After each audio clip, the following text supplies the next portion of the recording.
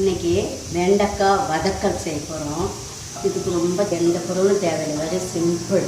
வீட்டில் இருக்க பொருளை வச்சே செஞ்சிடலாம். இப்போ அதுதான் தேவைன்றதால நான் இதை காட்டுறேன். அதுக்கு தேவையான பொருள் வெண்டைக்காய் நைஸாக இந்த மாதிரி 1/4 கிலோ அரிஞ்சிக்கணும். கடுகு சீரகம் தாளிச்சிக்கணும். 1 ஸ்பூன் தனி மிளகாய்த்தூள், கருவேப்பிலை, வெங்காயம் ஆப்ஷன், வேணுன்றவங்க போட்டுக்கலாம், வேணான்றவங்க போட தேவையில்லை. ஒரே ஒரு வெங்காயம் நைஸாக கட் பண்ணி, உப்பு, தேவையான அளவு எண்ணெய், அவ்வளோதான். இதை எப்படி செய்யணும் பார்க்கலாம். அடுப்பு பற்ற வச்சு கடாய் வச்சாச்சு. அதில் எண்ணெய் ஊற்றுறேன். எண்ணெய் காஞ்சோன்னா கடுகு சீரகம் பாருங்கள், நல்லா கடுகு சீரகம் பொரிஞ்சு வந்துடுச்சு. அதில் இந்த கருவேப்பிலை போடுறேன்.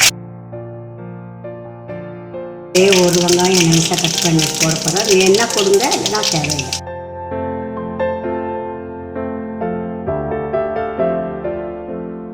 இது வெங்காயம் ரொம்ப வதங்கணும்னு அவசியம் இல்லை, சும்மா 2 கட்டினா போதும். ஏன்னா வெண்டைக்காயும் வதங்க போது அதோடய இந்த வெங்காயம் சீக்கிரமாக வதங்கிடும். இப்போ இந்த வெண்டைக்காயை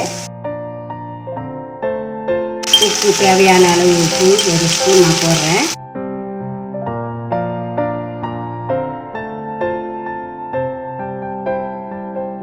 பாதி வதங்கி அடித்து இப்போது மிளகாத்தூள் 1 ஸ்பூன் எடுத்து வச்சுங்களா, தனி மிளகாத்தூள் அதை போட்டுருவோம்.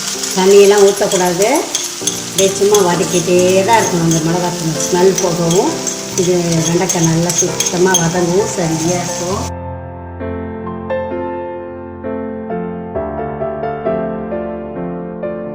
பாருங்க, நல்லா வதங்கி இந்த பிசு பிசுலாம் இல்லாமல் நம்ம ஊற்றின எண்ணெயெல்லாம் பிரிஞ்சு அழகாக கடாயில் ஒட்டாமல் வந்துச்சு. பாருங்கள், இந்த மிளகாத்தூள் போட்ட கொஞ்சம் ஸ்மெல்லும் போயிடுச்சு.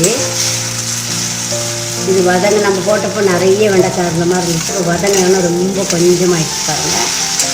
அதனால் நீங்கள் பார்த்து அளவு உப்பு போட்டுக்கணுக்கா.